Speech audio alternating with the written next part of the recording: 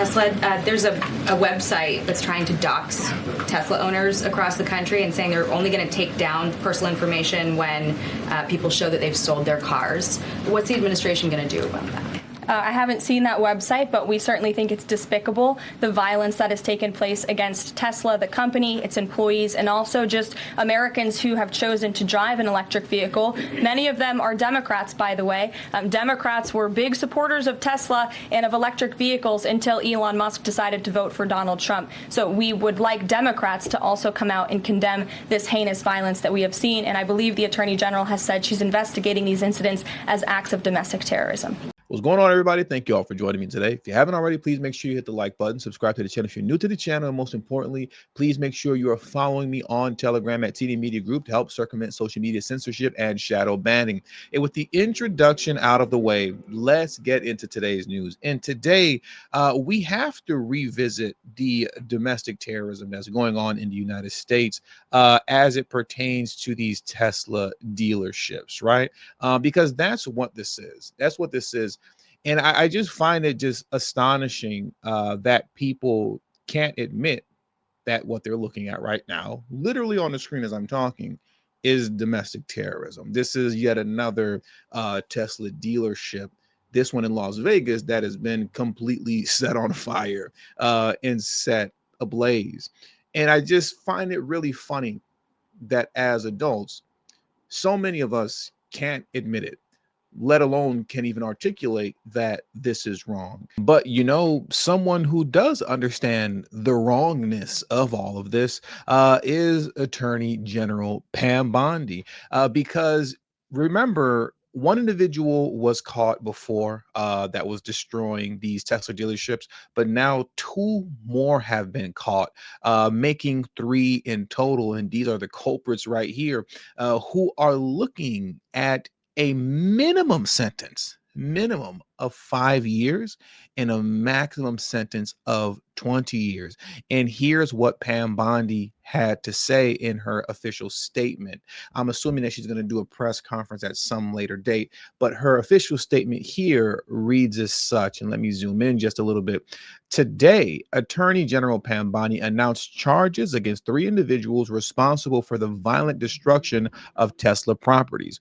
All 3 defendants will face the full force of the law for using Molotov cocktails to set fire to Tesla cars and charging stations. And I quote, "The days of committing crimes without consequences have ended," said Attorney General Pam Bondi. "Let this be a warning. If you join this wave of domestic terrorism against Tesla properties, the Department of Justice will put you behind bars." One defendant, also armed with a suppressed AR-15 rifle, was arrested after throwing approximately 8 Molotov cocktails at a Tesla dealership located in Salem, Oregon. Another was arrested in Loveland, Colorado, after attempting to light Teslas on fire with the Molotov cocktail. The defendant was later found in possession of materials used to produce additional incendiary weapons.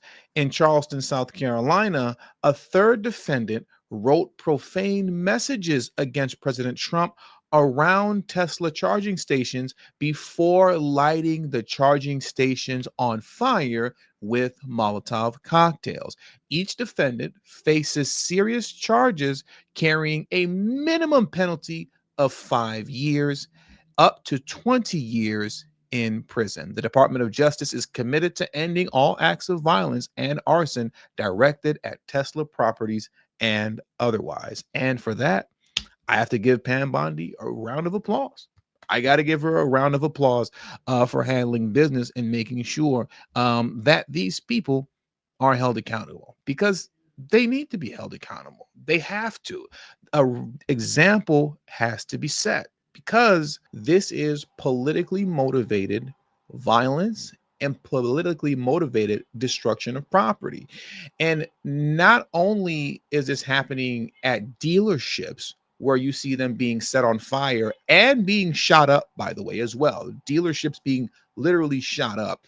But this stuff is now escalating beyond the dealerships to individuals' personal property, as it pertains to individuals' personal Tesla cars. Now individuals are being attacked as they park their cars and they come back and find their Tesla vehicles being vandalized. I mean, I'm just going to go through a couple of them very quickly. Look at this here. You have this DNC lunatic who literally threw his dog's feces on the side of the Tesla car. You see that? He has a little plastic, dookie bag in his hand, you can call it, where you grabbed it off the floor when your, dog uses the restroom, being responsible dog owner. Okay. But then he sees a Tesla and says, I'll throw my dog feces on the side of your car. Right. And I literally, I can do this all day with these videos, by the way. Look at this one here. We have another DNC lunatic who has his luggage and sees a Tesla and decides to slam his luggage against the Tesla 2 times. Look at this. He does it 1 time, boom, and then the camera's going to move because he's going to do it again. Boom, 2 times. The alarm goes off and puts a dent in the car. Like I said, I can keep going on and on and on and on and on. Look at this right here. You have this person with a Sharpie who walks up on somebody's parked Tesla. And what did he write here? Let's let it loop back. He wrote, "This car supports Nazis." That's what this DNC lunatic wrote on this Tesla as it was parked. Look at this. I mean, I don't know, man. Like, if you can't admit that this is domestic terrorism, you're literally using, violence and destruction as a means to changing people's political belief. That is terrorism. It's really that simple. It's really that plain, right? Look at this here. Look at this. I'm not even going to articulate what this is. What I'm going to do is I'm just going to play it. Just watch very closely, though. Watch closely at what this guy is getting ready to do. And I'm just going to be silent and let's all just watch this DNC lunacy together.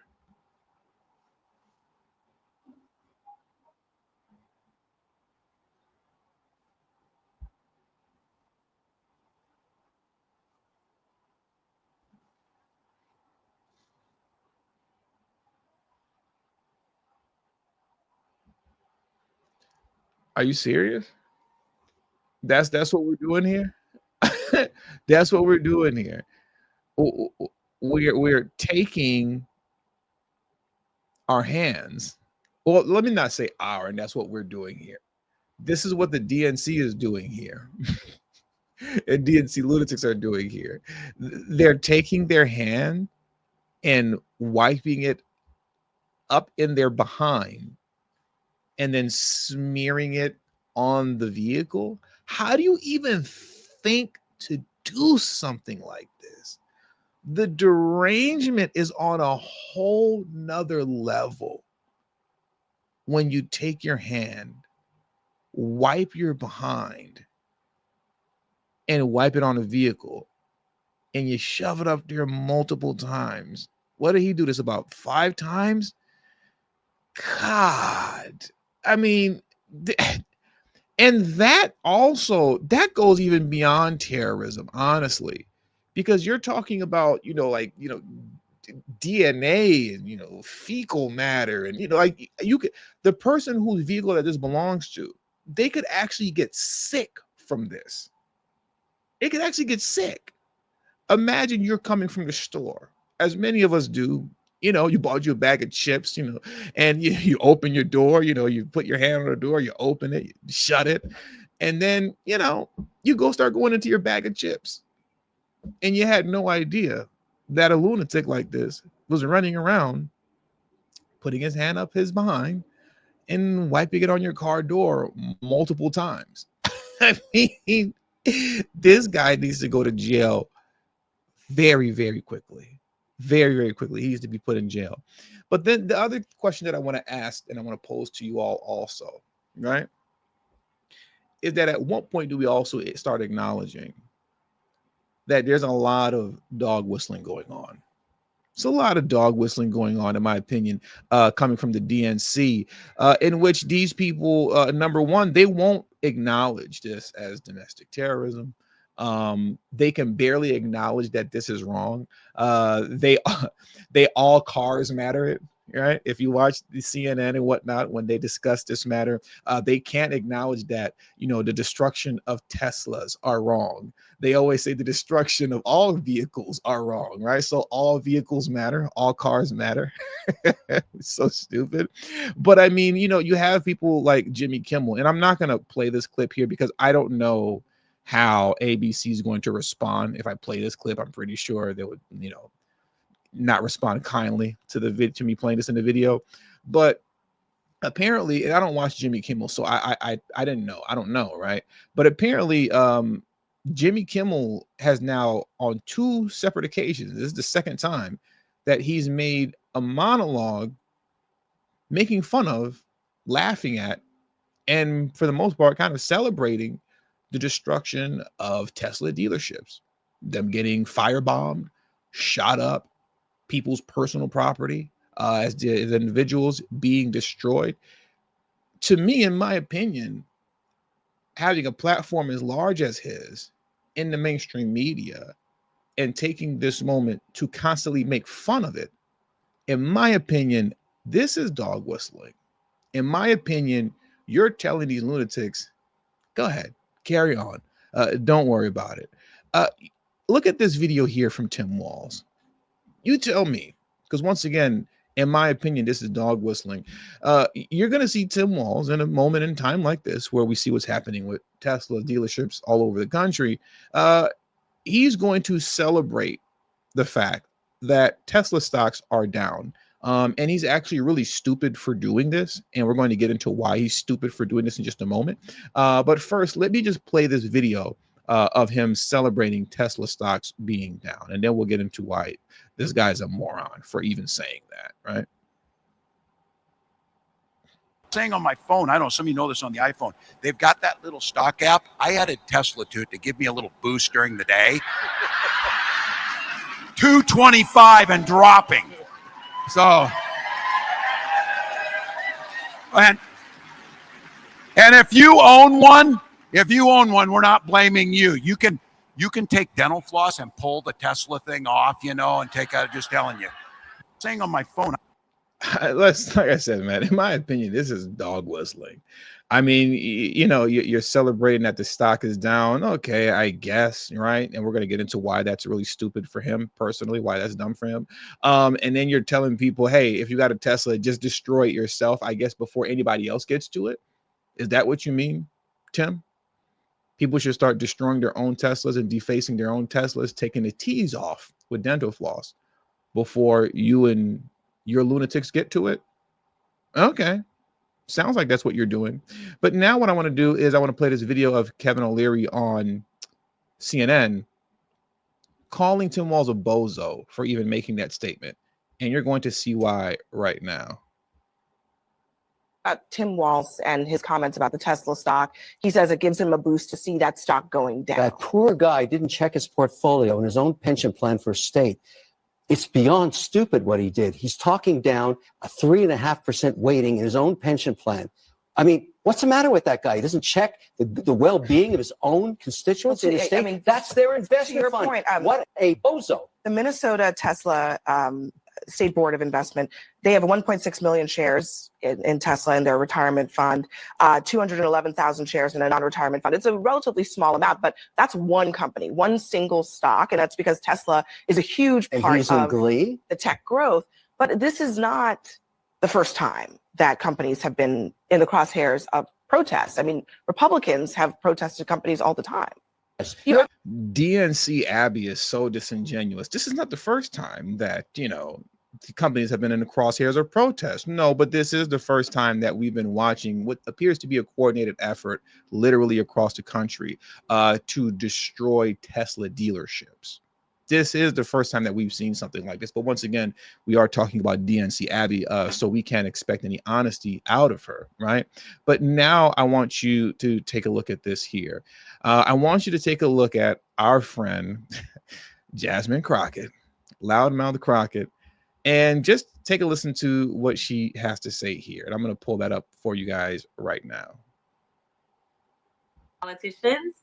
So I'll make sure that I keep it short, but I am truly here for very selfish reasons. Starting with on March 29th, it's my birthday. And all I want to see happen on my birthday is for Elon to be taken down. Yes. Listen. I mean, sounds like dog whistling to me. And I'm going to play the whole thing in its entirety. You know, I'm not going to take it completely out of context, but you know, listen, man, hashtag Tesla takedown, mass call, hashtag Tesla takedown. You know, this isn't geared at Elon Musk, right? It's geared directly at his company that we literally see is under attack. It's not geared at making a convincing conversation around why he shouldn't be associated with Trump, why Trump shouldn't be dealing with him. This dialogue isn't around convincing people through facts and data and through your intellect, which Jasmine doesn't have any, you know, why Elon Musk is just bad for business, to say the least. It's not any of that. This is a direct attack and a call to action to continue to go at Tesla. That's why you see hashtag Tesla takedown. So once again, you know, as far as I'm concerned, this is dog whistling, man. These people are dog whistling to keep the destruction going. But I'll let this play. It's only about 35 seconds. I'll let her speak. Politicians. So I'll make sure that I keep it short, but I am truly here for very selfish reasons. Starting with on March 29th, it's my birthday. And all I want to see happen on my birthday is for Elon to be taken down. Yes.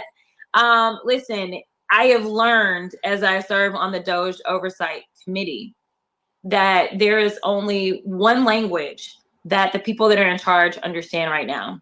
And that language is money. And so I've been so proud to see us organize behind a cause of politicians. Okay, so that's enough of that, right? So you got to hear what she had to say. But speaking of her being on the Doge committee,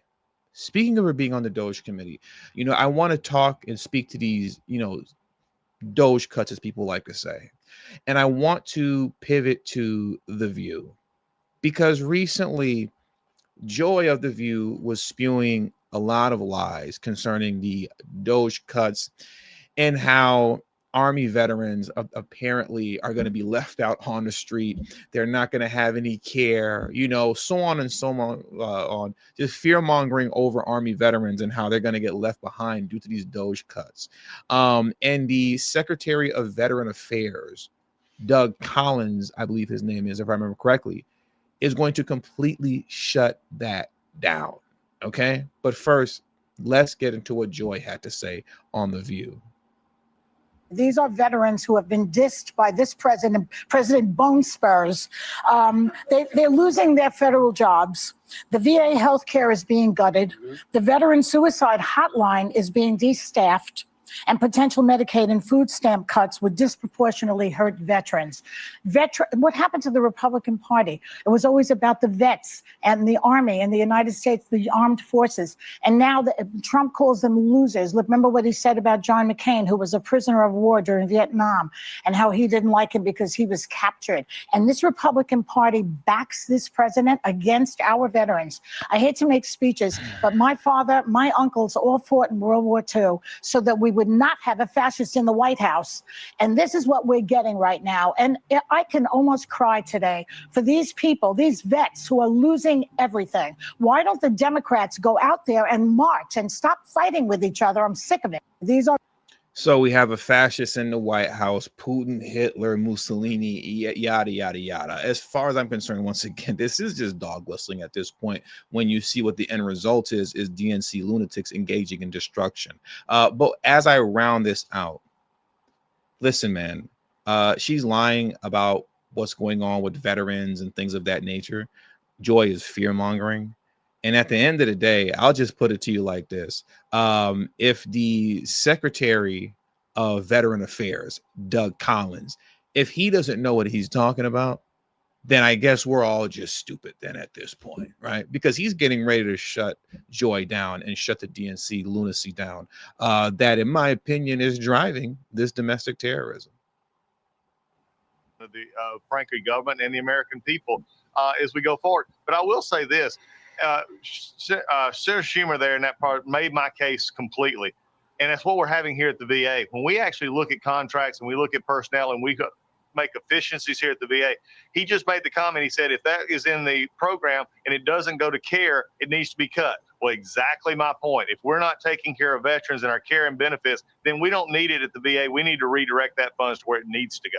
Interesting. Secretary, so the VA, we've heard that the VA has laid off about 1,000 workers, but it's out of a massive workforce of 482,000. Is that right? I mean, what do you make of this judge's ruling that says you have to rehire back those probationary workers that were let go?